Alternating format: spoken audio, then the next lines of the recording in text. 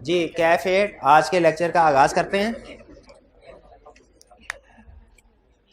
आज के लेक्चर में हम बेसिकली लर्निंग ऑब्जेक्टिव 3 पढ़ रहे हैं, चैप्टर 14 का टाइप्स ऑफ कंफर्मेशन। लेकिन लर्निंग ऑब्जेक्टिव 2 का कुछ हमारे 2-3 पॉइंट्स थे वो रह गए थे, तो लर्निंग ऑब्जेक्टिव 2 और 3 को कंक्लूड करेंगे और लर्निंग ऑब्जेक्टिव 3 जो कि हमारा इस चैप्टर का case study point of view से इंतहाई अहम कंसेप्ट है उसको डिस्कस करेंगे। अच्छा, हमारा एक टेस्ट 1 और टेस्ट 2 है। टेस्ट 1 हो गया और टेस्ट 2। कल हमारी टेस्ट 1 और टेस्ट 2 इन 2 टेस्ट की डिस्कशन होगी। आप लोग अपना टेस्ट साथ लेके आइएगा। टेस्ट 2 तो अभी आपको डिस्ट्रीब्यूट नहीं हुआ शायद, तो टेस्ट 2 का क्वेश्चन पेपर और सोल्यूशन हम आपको क्लास में प्रोवाइड कर देंगे। टेस्ट 1 का क्वेश्चन पेपर वगैरह आपने साथ लेके आना है ताकि डिस्कशन में पार्टिसिपेट कर सके। तो कल की क्लास में हम टेस्ट 1 और टेस्ट 2 की डिस्कशन भी होगी और फिर उसके बाद रिमेनिंग जो टाइम बचेगा उसमें हम कंसेप्ट को डिस्कस करेंगे। आज के लेक्चर की तरफ चलें। स्टडी हम क्या कर रहे थे कि अगर हमने कंफर्मेशन लेटर सेंड कर, कंफर्मेशन आपको पता है एक ऐसा प्रोसीजर है जो one of the most reliable evidence produce करता है ऑडिट में। इसीलिए दुनिया में जितने भी ऑडिटर्स हैं उनका फेवरेट प्रोसीजर, हालांकि रिक्वायर्ड बाय आईएसए नहीं है। आईएसए ये नहीं कहता कि लाजमी हर ऑडिट पे कंफर्मेशन प्रोसीजर परफॉर्म करो।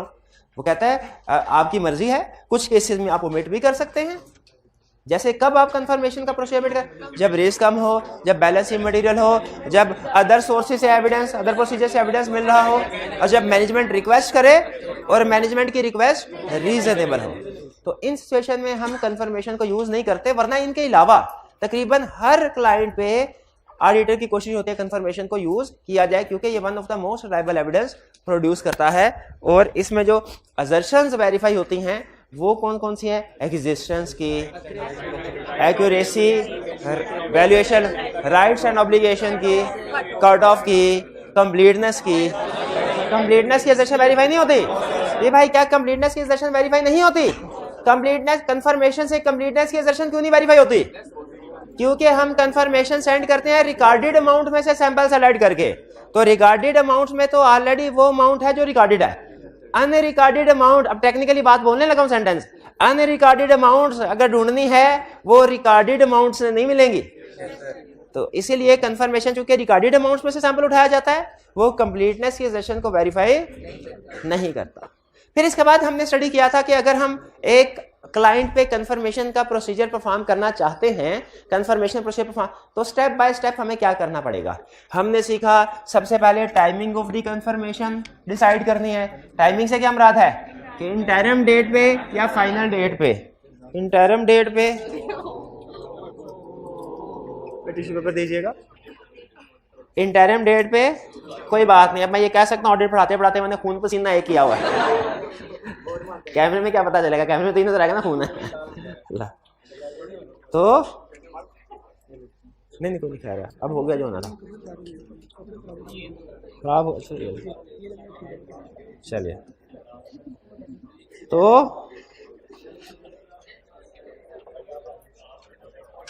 इंटरम डेट पे के फाइनल डेट पे, इंटरम डेट कौन सी होती है? बिफोर ईयर एंड, ठीक है। और फाइनल डेट क्या होती है? ईयर एंड वाली, ठीक है। क्या हम ईयर एंड से पहले भी कुछ प्रोसीजर परफॉर्म करते हैं? यस, उस प्रोसीजर को कहते हैं इंटरम ऑडिट। तो मुझे बताइए, कंफर्मेशन हम नॉर्मली तो फाइनल ऑडिट पे यानी ईयर एंड के बैलेंस को कंफर्म करने के लिए कंफर्मेशन यूज करते हैं। क्या कंफर्मेशन का प्रोसीजर इंटरम डेट पे भी यूज हो सकता है? फर्ज कीजिए अगर इंटरम डेट यानी मिडिल वाली डेट में से किसी डेट पे यूज करते हैं, फॉर एग्जांपल 30 अक्टूबर नहीं 31 अक्टूबर पे कंफर्मेशन को यूज करते हैं। 31 अक्टूबर पे डेटा ने बैलेंस कंफर्म कर दिया। मुझे बताइए क्या नवंबर और दिसंबर में कोई काम करने की जरूरत है? अभी भी है। तो बताइए अगर हम कंफर्मेशन को इंटरम डेट पे यूज करते हैं तो हमें फाइनल ऑडिट पे क्या एडिशनल प्रोसीजर परफॉर्म करेंगे? बैलेंस कंपेयर करेंगे, फिर उसके बाद टेस्ट ऑफ, अच्छा ये टेस्ट ऑफ कंट्रोल कौन सी ट्रांजैक्शन में परफॉर्म करेंगे? सारे साल की ट्रांजैक्शन पे कि नवंबर दिसंबर की? क्योंकि जो शुरू के 10 महीने हैं वो तो आप वेरीफाई कर चुके हैं, ये नवंबर और दिसंबर के महीने के टेस्ट ऑफ कंट्रोल है। फिर सैंपल सेलेक्ट करेंगे ट्रांजैक्शन का मेजर और टेस्ट ऑफ डिटेल्स भी परफॉर्म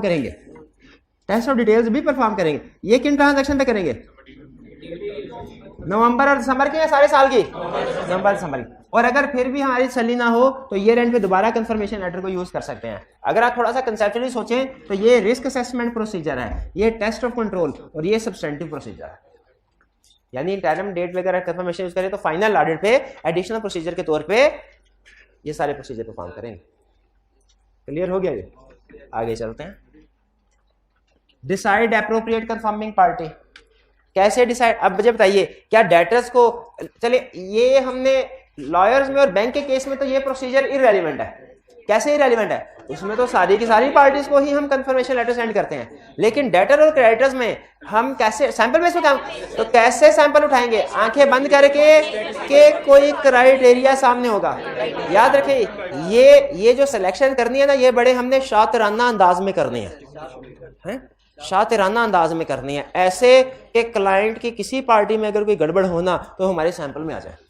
क्योंकि सैंपल की बेस पे हम सारी पॉपुलेशन पे ओपिनियन देंगे ना, सैंपल की बेस, तो उस सैंपल में हमने कोशिश करनी है कि सारी चीजें कवर हो जाए। तो बताइए, आप जब सैंपल सेलेक्ट करेंगे किन किन चीजों को सामने रखेंगे? क्राइटेरिया क्या रखेंगे? क्राइटेरिया नंबर 1, मेजर पार्टीज को सेलेक्ट कर लो ताकि कम वक्त में ज्यादा एविडेंस मिल जाए। मेजर पार्टीज को सेलेक्ट कर लो। मेजर पार्टी से क्या मुराद होती हैं? जिनका बैलेंस बड़ा, अमाउंट बढ़े। दूसरा क्राइटेरिया क्या होगा सिलेक्शन है? रिस्की पार्टीज को सेलेक्ट करो। रिस्की पार्टीज में रिस्क बहुत सी चीजों की वजह से आ सकता है। जैसे डेटर्स में अगर आप सिलेक्शन कर रहे हो तो रिस्की पार्टी से मुराद कौन कौन सी पार्टीज होंगी? ऐसी पार्टीज जो कि ओवरड्यू हो गई हैं, काफी अरसे से पैसे नहीं दिए, ठीक है। ऐसी पार्टीज जिनके पिछले साल की निस्बत इस साल का बैलेंस बहुत ज्यादा हाई है या बहुत ज्यादा लो है, उनमें भी रिस्क है। ऐसी पार्टी जिनका एक साल गुजर गया और पूरे साल में कोई ट्रांजैक्शन ही नहीं हुई, भी रिस्क ऑफ बैड डेट। अच्छा, और ऐसी पार्टीज जिनका बैलेंस नेगेटिव है, वो रिस्की हैं कि नहीं? कैसे रिस्की है? क्योंकि नेगेटिव नहीं, नेगेटिव हर चीज में बैड डेट का रिस्क नहीं है। नेगेटिव में रिस्क ये होता है कि कहीं कोई ट्रांजैक्शन मिसक्लासिफाइड तो नहीं हो गई, मिसक्लासिफिकेशन तो नहीं हो गई। अब मुझे ये बताएं, इन्वेंट्री का बैलेंस नेगेटिव हो सकता है? नहीं हो सकता। सच्चा वाकया बता रहा हूं, सच्चा लिस्टेड क्लाइंट था हमारा, उसकी इन्वेंट्री का बैलेंस नेगेटिव था और बदकिस्मती कि मैं ही इन्वेंट्री को वेरीफाई करना।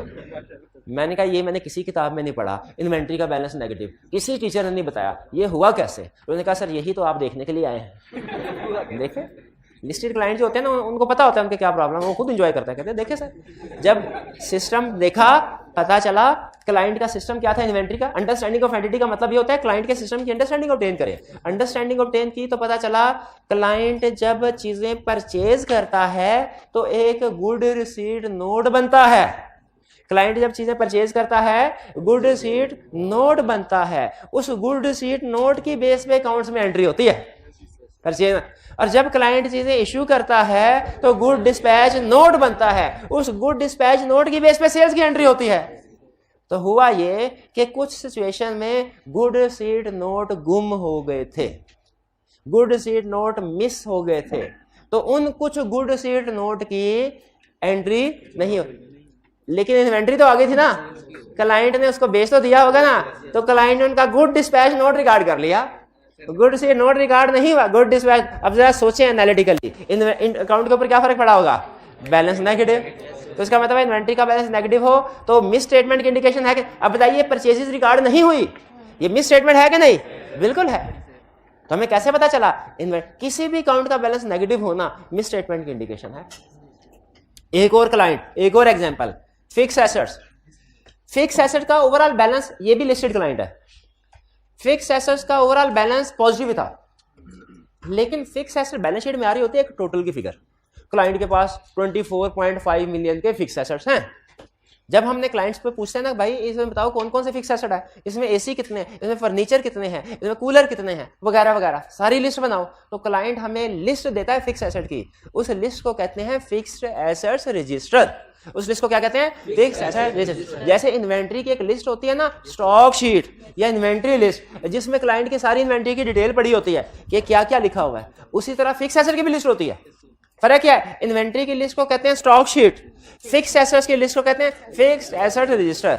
फिक्स एसेट रजिस्टर में हर एसेट के कॉस्ट, डेप्रिसिएशन और बुक वैल्यू आ रही होती है। फिक्स एसेट रजिस्टर में हर एसेट की जब फिक्स एसेट रजिस्टर हमने देखा तो पता चला कुछ एसेट्स ऐसे थे जिनकी रिटर्न डाउन वैल्यू यानी बुक वैल्यू यानी कैरिंग अमाउंट नेगेटिव थी।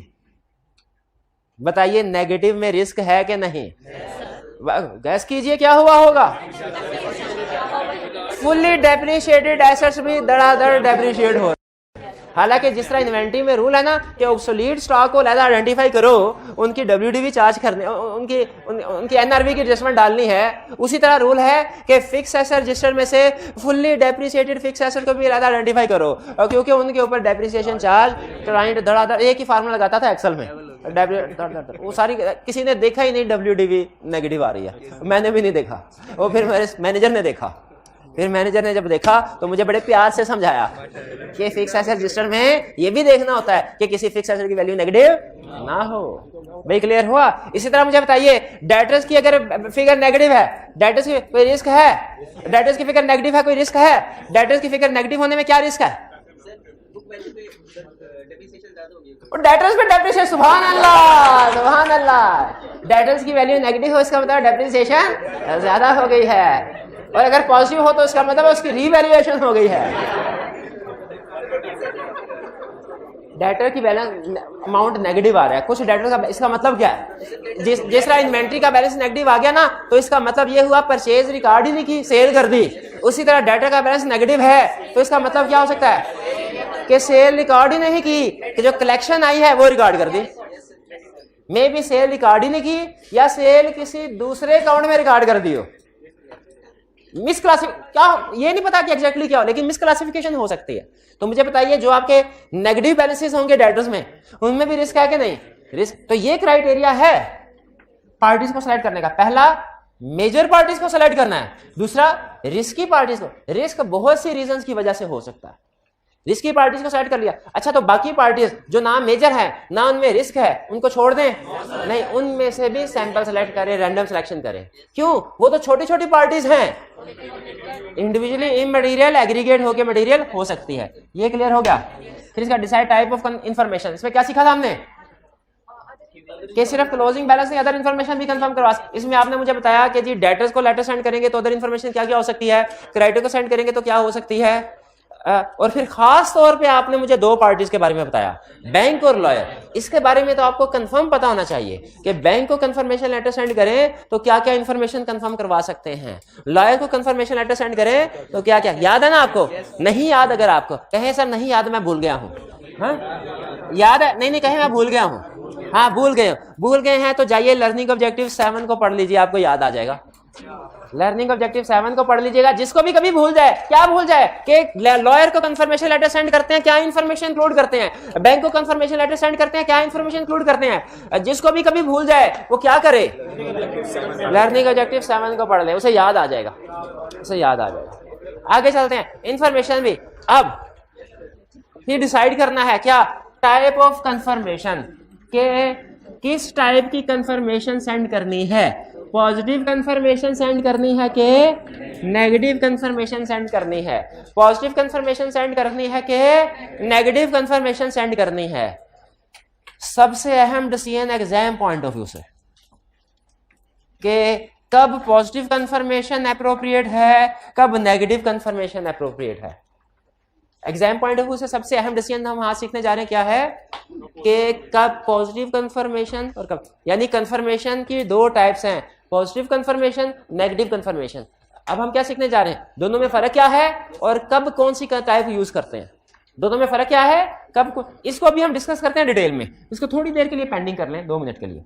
फिर डिसाइड कर लिया पॉजिटिव कंफर्मेशन यूज करनी है, क्या करें, कंफर्मेशन को टाइप करें, क्लाइंट से कहें सर आप इसको बराए मेहरबानी साइन कीजिए, क्योंकि क्लाइंट की ऑथराइजेशन होगी तो थर्ड पार्टी हमें इंफॉर्मेशन देगी ना, कॉन्फिडेंशियल इंफॉर्मेशन थर्ड पार्टी हमें थोड़ी देगी, थर्ड पार्टी कहेगी आपको नाम तो आपको जानते नहीं है, तो इसीलिए क्लाइंट की तरफ से सिग्नेचर लेने हैं, ऑथराइज सिग्नेचर CF हो गए, और फिर लेटर सेंड कर देना।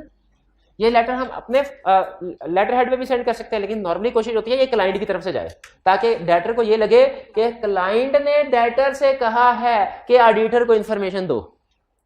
क्या लगे डेटर को कि क्लाइंट ने डेटर को कहा है कि ए डेटर तुम हमारे ऑडिटर को इंफॉर्मेशन दो, और क्लाइंट के कहने पे डेटर क्या करे, फिर हमें इंफॉर्मेशन वो प्रोवाइड कर दे।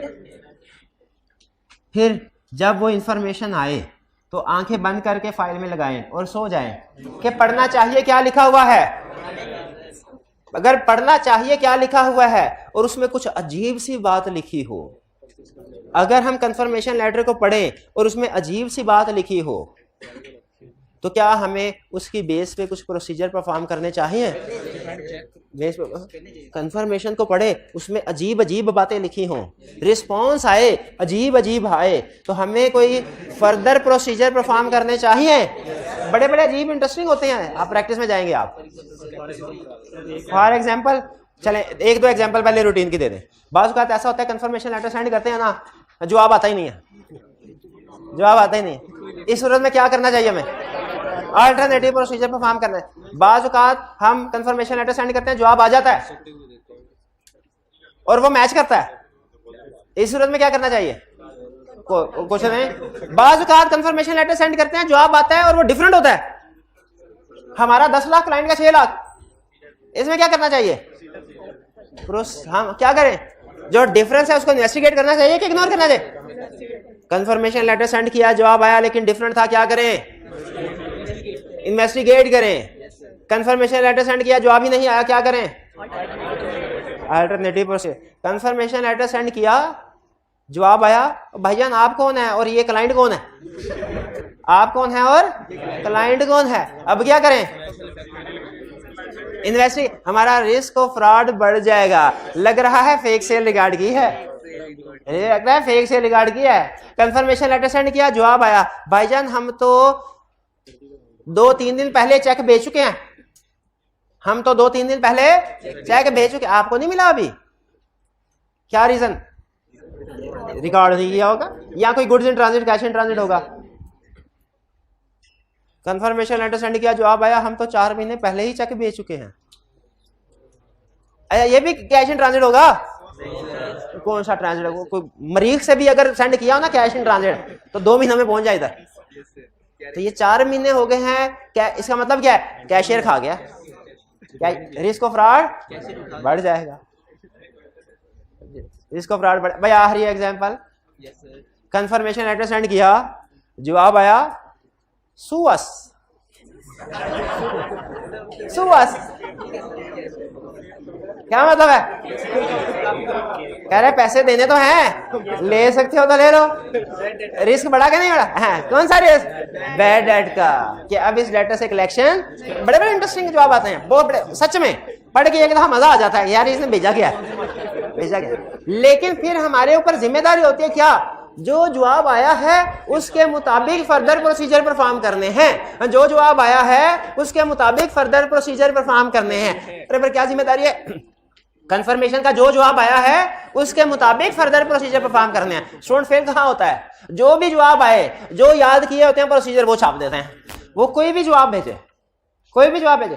एक क्वेश्चन में उसने कहा, डेटर को कंफर्मेशन लेटर सेंड किया, डेटर ने कहा भाईजान ये डिफेक्टिव इन्वेंट्री थी, हम वापस कर चुके हैं।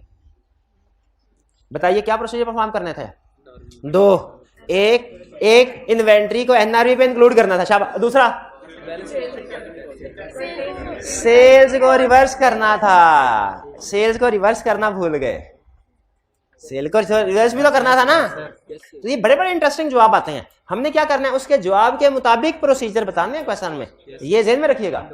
समझ आया क्या? कि जो जवाब आया उसके मुताबिक, स्टैंडर्ड नहीं कि जो याद किया मैं हर जगह पे वही छाप दो। फेल होने वाला बच्चा ऐसे करता है, जो याद किए होते हैं ना वही छाप देता है। कि जनरल क्लाइंट कोई भी रीजन बता दे, हम इन्वेस्टिगेट करेंगे और देखेंगे, जो भी सही साबित हुआ उसके मुताबिक रेक्टिफाइंग एंट्री पास करवाएंगे, और अगर क्लाइंट रेक्टिफाइंग एंट्री पास कर दे तो अनमोडिफाइड ओपिनियन, नहीं पास करता तो मॉडिफाइड ओपिनियन। अब ये 3-4 ना स्टैंडर्ड किस्म के प्रोसीजर, आपको पता है ये हर सिचुएशन में लग जाते हैं, वो कोई भी सिचुएशन पूछे यही छाप देते हैं। आई कैप 0 नंबर देता है। तो हमने जब भी जवाब आएगा, जवाब को पढ़ के जो आपको पढ़ के उसके लिहाज से फर्दर प्रोसीजर बताने होंगे। भाई समझ आई ये बात? नहीं है, चले बाद में फिर कल के लेक्चर में फिर पढ़ेंगे इसको। जी भाई हाइब्रिड में कोई स्टूडेंट क्वेश्चन पूछ रहे थे, मैंने रोक दिया था उस वक्त, पूछिए अब। जी जी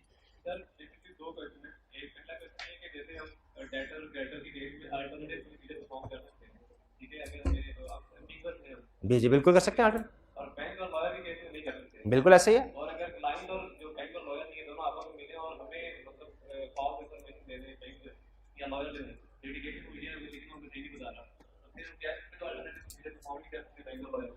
जी जी इनका क्वेश्चन ये है कि सर हम कंफर्मेशन लेटर सेंड करते हैं, अगर कोई पार्टी ऐसी हो जो क्लाइंट के साथ मिलकर हमें गलत इंफॉर्मेशन दे दे, जैसे बैंक को सेंड किया या लॉयर को सेंड किया, तो फिर क्या होगा? देखें, फिर इसका मतलब यह है कि ये फ्रॉड है जो सोफिस्टिकेटेड टेक्निक और कोल्यूजन के जरिए किया गया है। ये लिमिटेशन ऑफ ऑडिट है, इसमें फिर हमारी जिम्मेदारी नहीं होती। हमने अपनी इनहेरेंट लिमिटेशन है, हमने अपनी रीजनेबल एश्योरेंस ऑब्टेन कर लिया, ऑडिटिंग स्टैंडर्ड फिर हमें कुछ नहीं कहते। लेकिन फिर वो जो डेटर क्रेडिटर जिसने गलत इंफॉर्मेशन दी होती है ना, उसके खिलाफ रेगुलेटरी अथॉरिटीज एक्शन लेती हैं। एससीसीपी उसको पकड़ लेता है कि भाई फ्रॉड था, तुमने फ्रॉड में हेल्प की, चलो तुम्हें भी एक्शन लें। खासतौर पे बैंक्स और लॉयर, चूंकि ये प्रोफेशनल्स होते हैं, बैंक्स खास तौर पे रेगुलेटेड होते हैं, ये कभी भी इतना बड़ा रिस्क नहीं लेते कि कोई गलत इंफॉर्मेशन जानबूझ के सप्लाई कर दे। लेकिन अगर कभी करें तो इनके खिलाफ स्ट्रिक्ट रेगुलेटरी एक्शन लिया जाता है। वो फिर ऑडिटर के खिलाफ नहीं लिया जाएगा।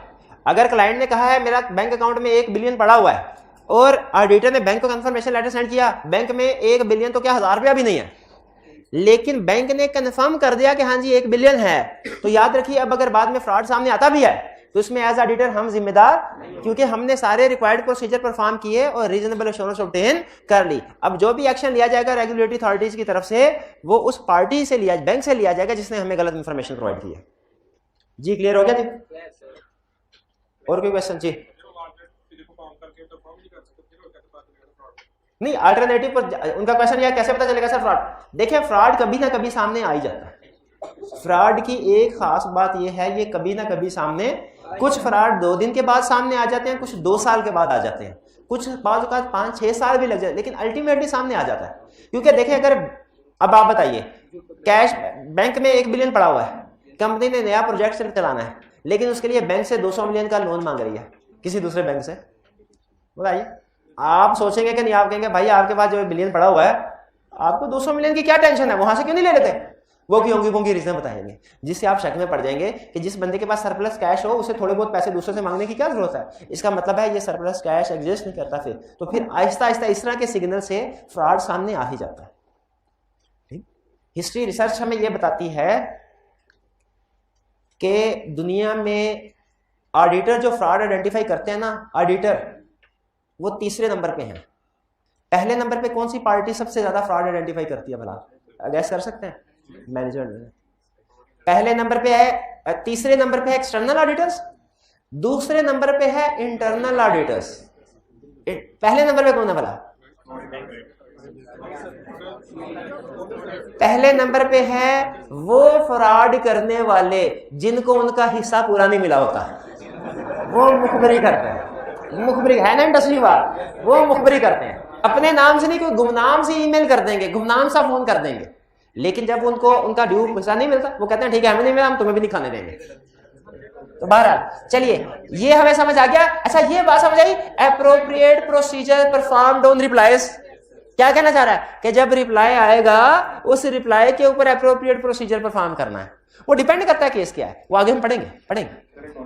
फिर एंड पे थोड़ी देर के बाद क्वेश्चन अगला, एंड पे preparation of summary and reaching a conclusion. फिर जब सारे प्रोसीजर परफॉर्म कर लेंगे, कंफर्मेशन सारे स्टेप्स परफॉर्म करने के बाद लास्ट स्टेप में क्या करेंगे? एक समरी पेज बनाएंगे, क्लियर, जिसमें हम कंक्लूजन देंगे कि जी ओवरऑल हमने कितनी पार्टीज को लेटर सेंड किया था, कितनी का जवाब आ गया और एग्री करता था, कितनी का जवाब आया और वो डिसएग्री करता था, और कितने का जवाब आया ही नहीं। ये सारी हम समरी बनाते हैं और फिर कंक्लूजन पे पहुंचते हैं कि sufficient appropriate audit evidence obtain कर लिया कि नहीं। ये स्टेप समझ आ गए। अब इनमें जो आज हम स्टेप कवर करने जा रहे हैं, आज स्टेप कवर करने वो कौन सा है? Type of exam point of view से ना, एक ए, बी और C, case study point of view से ये 3 स्टेप मोस्ट इंपोर्टेंट है, ये 3। इसीलिए मैं आपने देखा होगा मैंने लास्ट लेक्चर में भी इसकी एग्जांपल दी थी, आज दोबारा इसको डिस्कस किया है। आज के लेक्चर में हालांकि ये हमारा टॉपिक नहीं था लेकिन इसको भी डिस्कस किया थोड़ा सा, ताकि कल के लिए बेस मिल जाए। और मेन कंसेप्ट आज ये डिस्कस करने जा रहे हैं case study point of view से। 2nd, 2, 4 और 6 ये स्टेप मोस्ट इंपॉर्टेंट है case study point of view से। अब आगे चलते हैं, हम क्या सीखने जा रहे हैं? कंफर्मेशन सेंड करनी है किस टाइप की? पॉजिटिव कंफर्मेशन सेंड करनी है कि नेगेटिव कंफर्मेशन सेंड करनी है? क्या सीखने जा रहे हैं? कंफर्मेशन की कितनी टाइप्स होती हैं? 2। कौन कौन सी? Positive confirmation, negative. दोनों में फर्क क्या होता है? सुनिए। पॉजिटिव कंफर्मेशन, पहले अल्फाज सुन लें, अल्फाज से पहचानिए कंफर्मेशन कौन सी है। एक कंफर्मेशन लेटर हमने ड्राफ्ट किया, उसमें क्या लिखा? हमने लिखा ए लेटर, हमारी कंपनी, क्लाइंट कंपनी ने, वो ये कह रहे हैं कि उन्होंने आपसे 20 लाख रुपए वसूल करने हैं। आप बताइए आपने कितने अदा करने हैं आपके रिकॉर्ड के मुताबिक? अगर 20 लाख हैं तो बताइए, अगर कम या ज्यादा है तो भी बताइए। अगर 20 लाख है तो भी बताइए, कम या ज्यादा है तो भी बताइए। एक कंफर्मेशन। दूसरा कंफर्मेशन क्या है?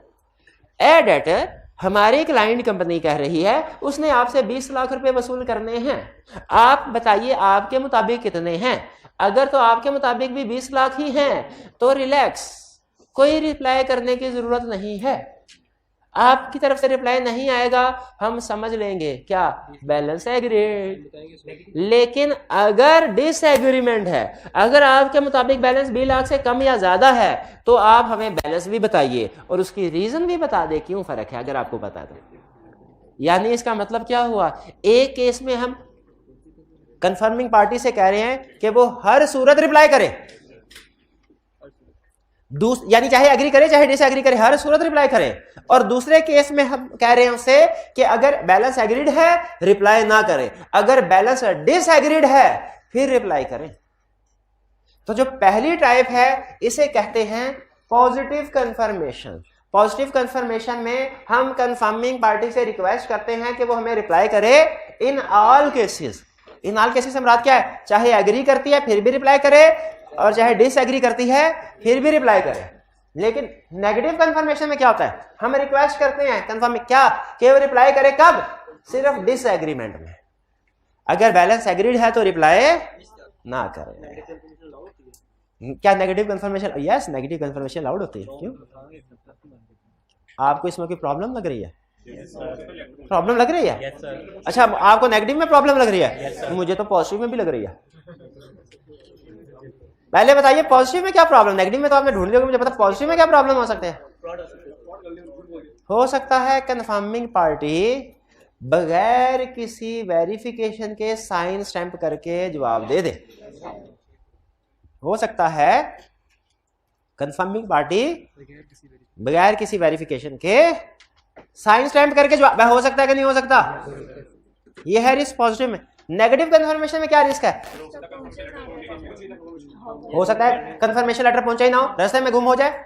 हो सकता है कंफर्मिंग पार्टी ने उसे डिसरिगार्ड कर दिया हो। डिसरिगार्ड का लफ्ज आपने सुना पहले कभी? रिगार्ड का क्या? जब कहा जाए मैं आपका बहुत रिगार्ड करता हूं, क्या मतलब है? मैं आपकी बहुत ऑनर करता हूं। चेक डिसऑनर सुना है? डिसऑनर और डिसरिगार्ड एक ही मतलब है। जिस तरह चेक डिसऑनर हो जाए उसी तरह कंफर्मेशन रिक्वेस्ट भी डिसरिगार्ड हो सकती है। डिसरिगार्ड का मतलब क्या? इग्नोर।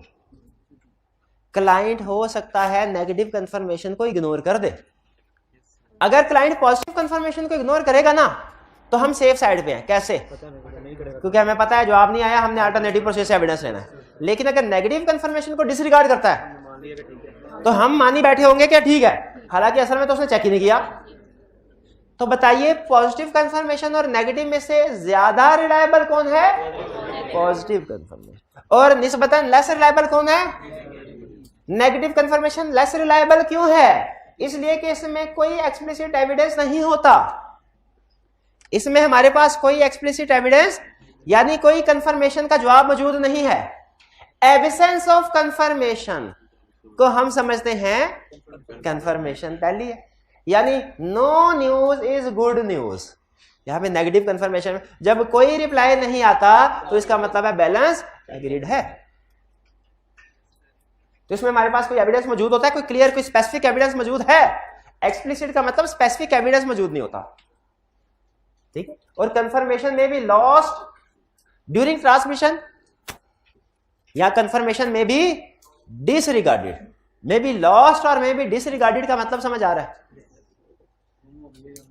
तो इसका मतलब है पॉजिटिव कंफर्मेशन में भी रिस्क है, नेगेटिव कंफर्मेशन में रिस्क है। एग्री करते हैं? पॉजिटिव कंफर्मेशन में क्या रिस्क है? A third confirming party without checking, without due verification sign and stamp करके हमें कहेगी बैलेंस एग्री करता है। तो इस सिचुएशन में हमें क्या करना चाहिए? ये रिस्क, हालांकि ये मोर रिलायबल है, लेकिन पॉजिटिव कंफर्मेशन में भी रिस्क है क्या? कि कंफर्मिंग पार्टी रिप्लाई करेगी विदाउट। इसीलिए पॉजिटिव कंफर्मेशन के दो मेथड है। एक है मेथड 1, अगर आपको यकीन हो कि क्लाइंट चेकिंग करके जवाब देगा तो आप मेथड 1 यूज करें, जिसमें हम कंफर्मेशन के अंदर बैलेंस भी मेंशन कर देते हैं। लेकिन अगर आपको शक हो client without due verification reply करेगा तो फिर मेथड 2 यूज करें। मेथड 2 को ब्लैंक कंफर्मेशन भी कहते हैं। इसमें क्या होता है? इसमें बैलेंस मेंशन नहीं होता।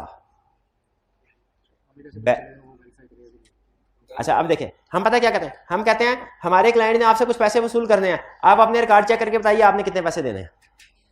अब कंफर्मिंग पार्टी क्या करेगी? कंफर्मिंग पार्टी साइन करके ये कह सकती है यस एग्रीड, उसे अपना रिकॉर्ड चेक करके बताना होगा।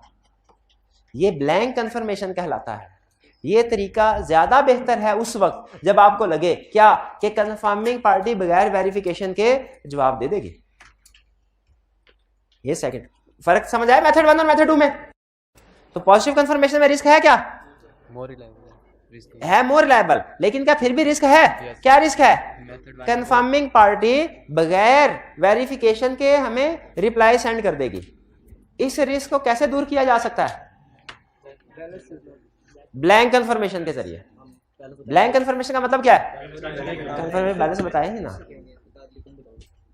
अगर मुझे यकीन है ये बंदा कॉम्पिटेंट है तो मैं पता है क्या कहूंगा इसको, भाई साथ वाले रूम में जाके देखो कि क्या वहां पे 100 चेयर्स मौजूद हैं।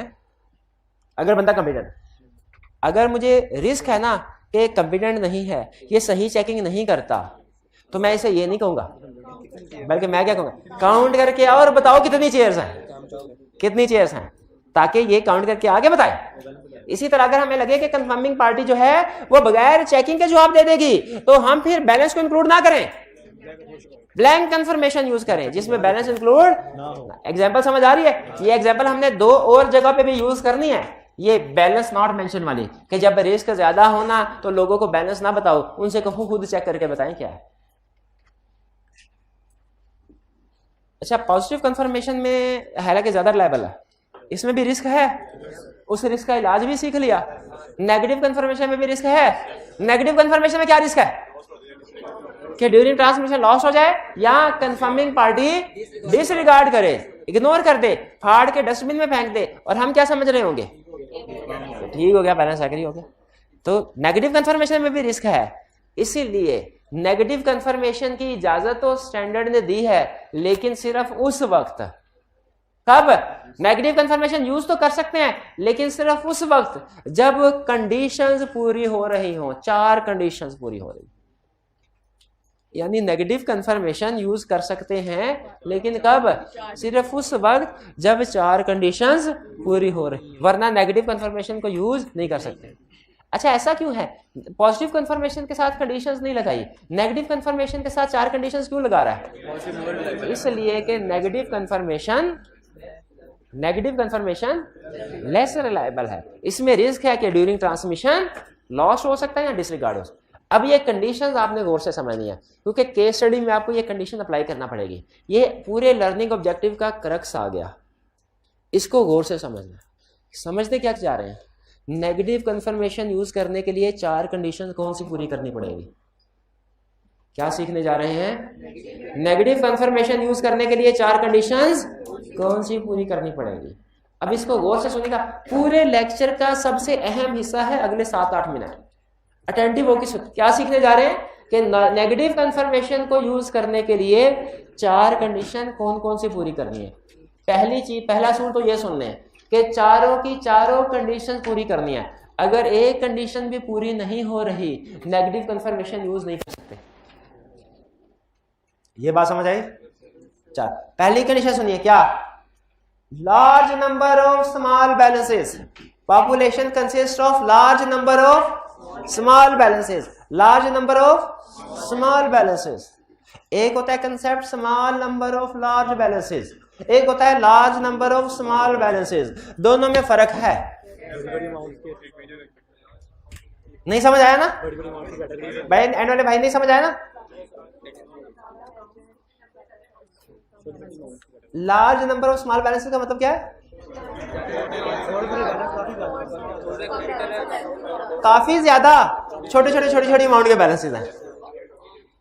छोटी अमाउंट्स के काफी ज्यादा, हजारों चूंटियां. और small number of large balances का मतलब क्या है? Small number of large balance का बड़े बड़े थोड़े से बैलेंस, बड़े बड़े थोड़े से, 4-5 हाथी, 4-5 हाथी, हजारों चूंटियां, 4-5. नहीं, कंसेप्ट अभी भी समझ नहीं आया. नहीं समझ. फर्ज कीजिए आप एक क्लाइंट का ऑडिट करने के लिए गए. वो एक बैंक है.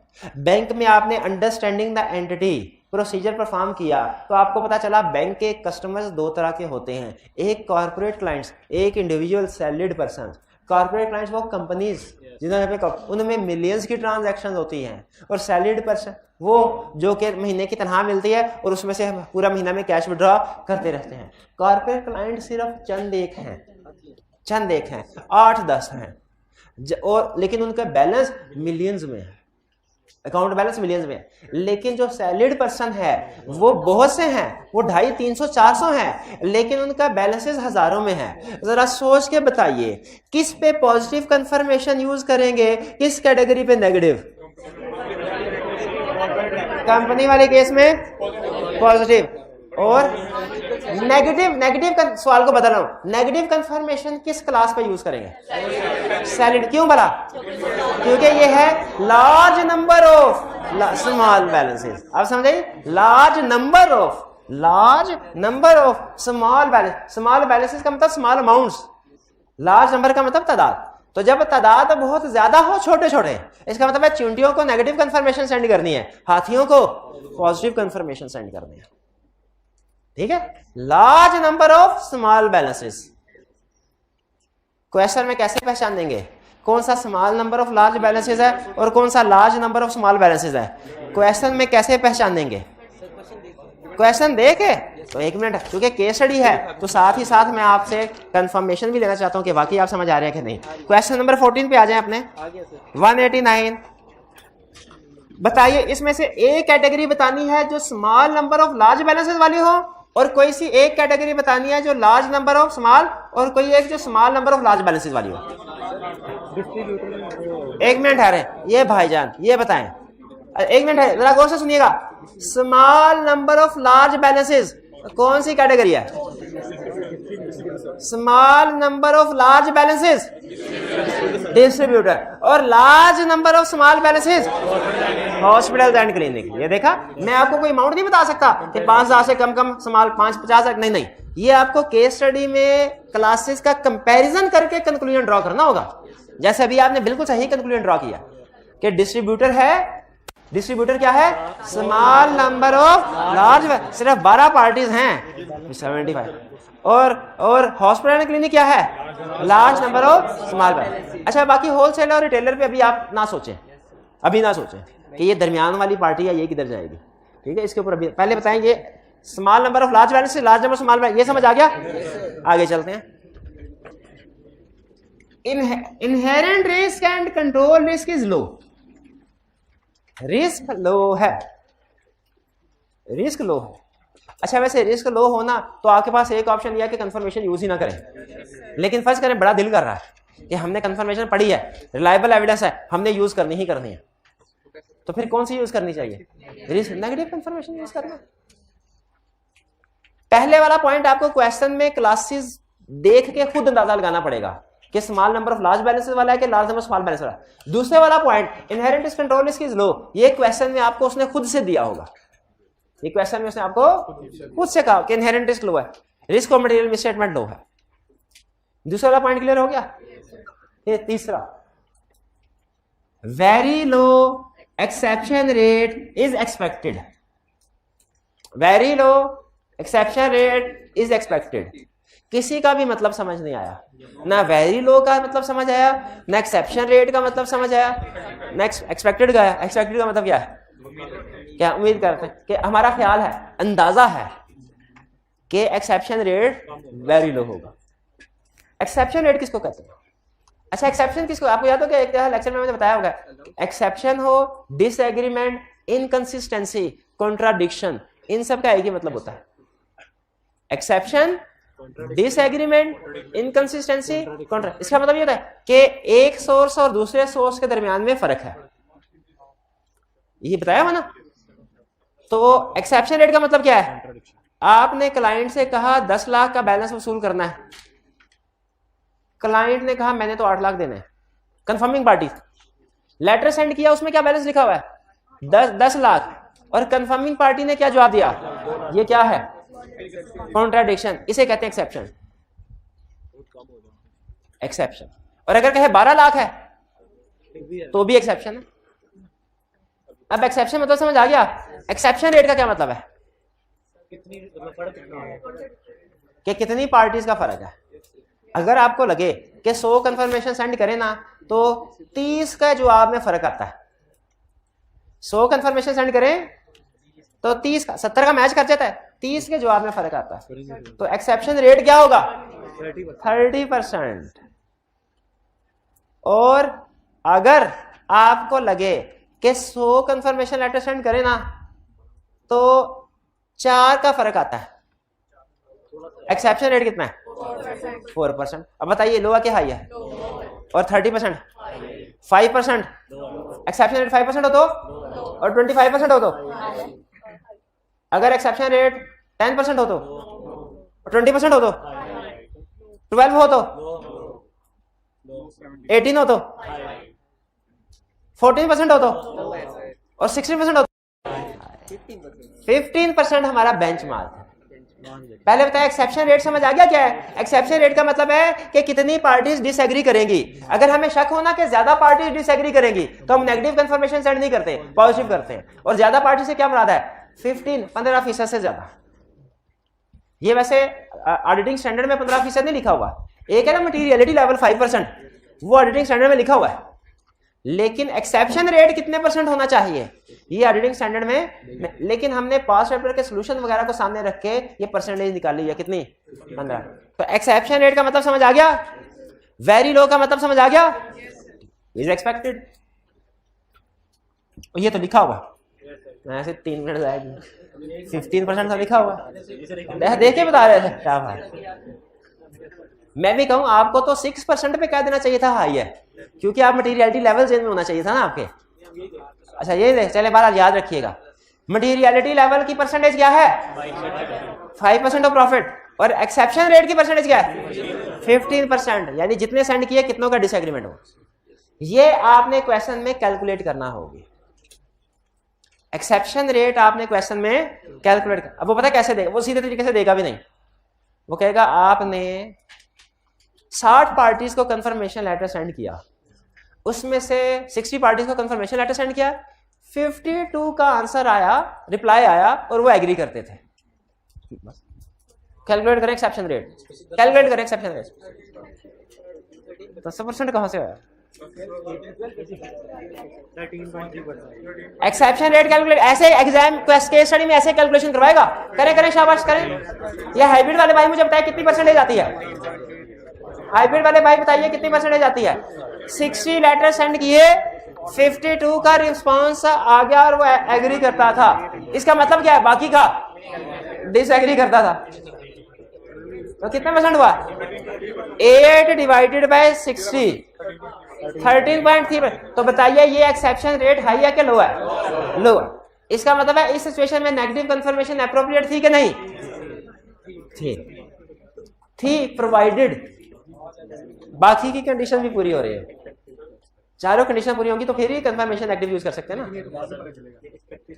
हाँ बाद में पता चलेगा, लेकिन बाद में भी तो कमेंट कर सकते हैं। क्रिकेट मैच होता है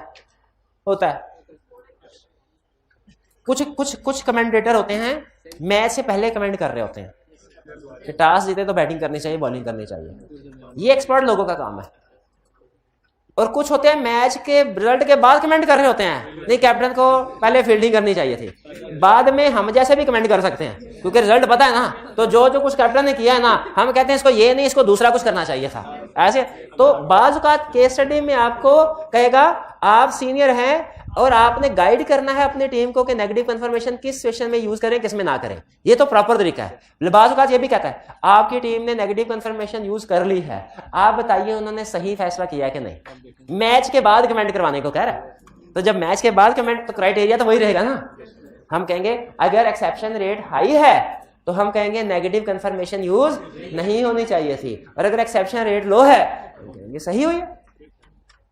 ठीक है ना, 3 कंडीशंस हो गई। कौन कौन सी? नेगेटिव कंफर्मेशन कब एप्रोप्रिएट है? जब चारों कंडीशन पूरी है। 4 कौन से? When large number of small balances, inherent risk control risk is low, very low exception rate is expected. 4th, confirming party will not disregard request. अच्छा, ये कंप्लीट सेंटेंस है। Auditor is not aware of any circumstances, auditor is not aware of any circumstances that confirming party will disregard this request. ये पूरी, इसका मतलब पता क्या है? Confirming party will not disregard request, confirming party will not disregard request.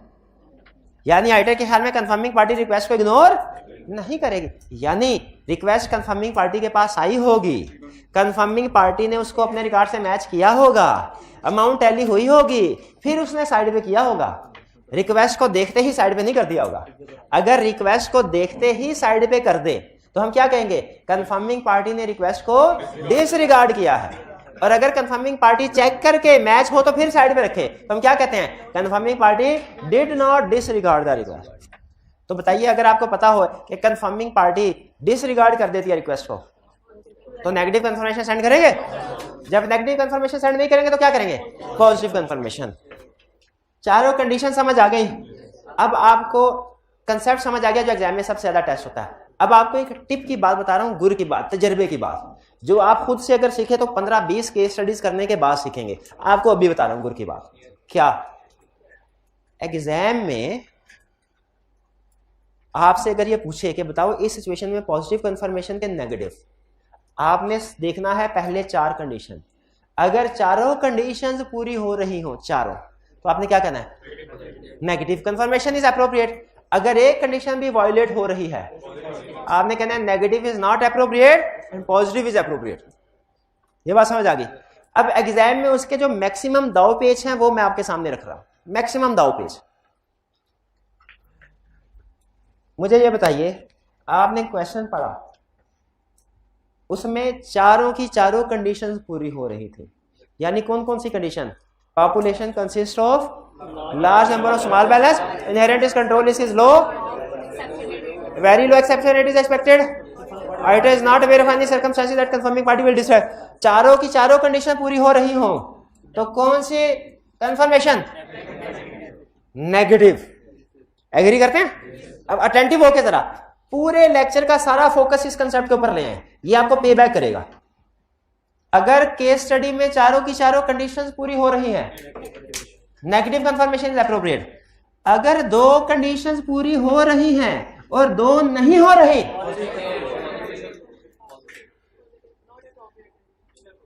Positive confirmation है, negative तो नहीं करेंगे। चारों कंडीशन पूरी हो रही है, नेगेटिव। 2 पूरी हो रही है, 2 नहीं हो रही। 3 पूरी हो रही है, 1 नहीं हो रही। अच्छा, अगर 2 पूरी हो रही है, 2 नहीं हो रही तो नेगेटिव। अब आगे सुने, 2 पूरी हो रही हैं और 2 के बारे में क्वेश्चन साइलेंट है। ये है आई क्या पूछता है। 2 कंडीशन पूरी, वो कह रहा है क्वेश्चन में large number of small balances, ये भी बता दिया, very low exception rate is expected, ये भी बता दिया। बाकी 2 कंडीशंस के बारे में साइलेंट है। तो एज्यूम करेंगे कि जो कंडीशन क्वेश्चन में मेंशन नहीं वो भी फुलफिल हो रही हैं, वो कंडीशन लेके ये assumption लिखनी है। assumption it is assumed that following other conditions are also met। और फिर कौन सी कंफर्मेशन? नेगेटिव। नेगेटिव नहीं, पॉजिटिव नहीं लिखना, नेगेटिव नहीं। assumption वही लिखनी है जो मैं लिखवा रहा हूं। क्या भला? it is assumed that following other conditions are also met, और फिर उसके बाद नेगेटिव कंफर्मेशन नहीं समझ आई बात की? नहीं समझ आई, फिर से बताइए। अगर केस स्टडी में चारों कंडीशन पूरी करवाए, 3 पूरी करवाए, 1 ना करवाए, 3 पूरी करवाए, 1 के बारे में साइलेंट है, नेगेटिव, लेकिन एज्यूम करके बाद ये अजम्पशन लिखना लाजमी है। जो अजम्पशन नहीं लिखेगा मार्क्स वो हो भी सकती है, नहीं भी हो सकती, दोनों नहीं लिखनी, सिर्फ एक लिखनी है। क्या? एज्यूम कि फुलफिल हो रही है। नहीं बताया तो मतलब फुलफिल। कंसेप्चुअली आपका आंसर ठीक होगा, लेकिन एग्जाम में मैंने आपके टाइम भी बचाना है, क्योंकि दूसरी अजम्पशन का नंबर कोई नहीं मिलेगा, सिर्फ आपका वक्त जाया होगा। भाई बात समझ आई? अच्छा,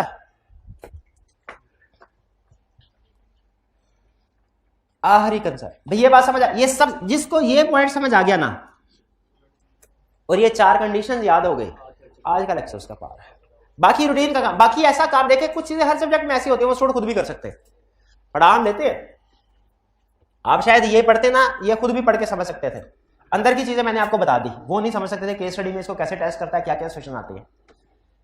लेकिन सबसे अहम चीज जो आज आपने सीखी है ना, सबसे अहम चीज वो 4 कंडीशन नेगेटिव कंफर्मेशन की, और ये केस स्टडी के लिए टिप। अच्छा मुझे बताइए, अगर 4 कैटेगरीज दे दे आपको और कहे हर कैटेगरी के बारे में बताओ नेगेटिव कंफर्मेशन अप्रोप्रिएट है कि नहीं, नंबर है 4, तो बता देंगे? हर एक का कितना नंबर हुआ? अब सुने, अगर उसने कंडीशन कैटेगरीज दी 4 और हर कैटेगरी के बारे में आपसे पूछ रहा है बताओ नेगेटिव कंफर्मेशन अप्रोप्रिएट है कि नहीं, और नंबर दे दिए 8, 2 नंबर की एक कैटेगरी, ये खा गए मार, ये खा गए मार। कोई इसमें बता सकता है क्या करना? कॉम्बिनेशन नहीं बनाएंगे, एक्सप्लेन करेंगे हर पॉइंट को नहीं।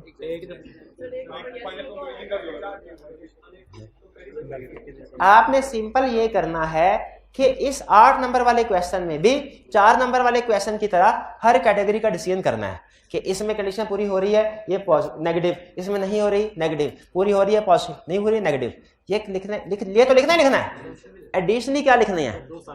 ये 4 पॉइंट कि नेगेटिव कंफर्मेशन का डिसीजन इन 4 पॉइंट्स की बेस पे होता है। फिर जिस कैटेगरी में चारों पॉइंट पूरे हो रहे हो उसमें नेगेटिव, जिसमें नहीं हो रहे उसमें पॉजिटिव। यानी अगर केस स्टडी के मार्क्स ज्यादा हो, जब कभी आपसे पूछे बताओ नेगेटिव कंफर्मेशन अप्रोप्रिएट है कि नहीं, और केस स्टडी के मार्क्स हो, आपने क्या करना है? चारों कंडीशन को रिप्रोड्यूस करना है। ये स्टूडेंट भूल जाते, सारी केस स्टडी बेहतरीन कर देते हैं, 8 में से फिर 4 नंबर आते हैं। ये वैसे है, मैं पर्सनली अगर अपनी फीलिंग बताऊं ना, ये ज्यादती है स्टूडेंट के साथ। अगर आई कैप चाहता है ना हम उसको ये कंडीशन बताए तो भाई रिक्वायरमेंट का हिस्सा बनाए, पार्ट ए में पूछ रहे कंडीशन बताओ, पार्ट बी में पूछ रहे डिसीजन करवाओ। लेकिन आई कैप इस तरह की हाइड एंड सीक किस्म की गेम खेलता है, वो हिडन रिक्वायरमेंट एक तरह से उसकी होती है जो स्टूडेंट इंटरप्रेट नहीं कर पाता। मेरी पर्सनल असेसमेंट ये है कि हमारे फेल होने वाले स्टूडेंट में से तकरीबन आधे स्टूडेंट ऐसे होते हैं जिनका नॉलेज उतना ही होता है जितना पास होने वाले स्टूडेंट का। फर्क सिर्फ यह है कि वो इस तरह की जो हिडन रिक्वायरमेंट्स है ना, इनका अंदाजा नहीं लगा पाते, वो to the point paper attempt कर लेते हैं और कुछ ईजी मार्क्स लूज कर जाते हैं।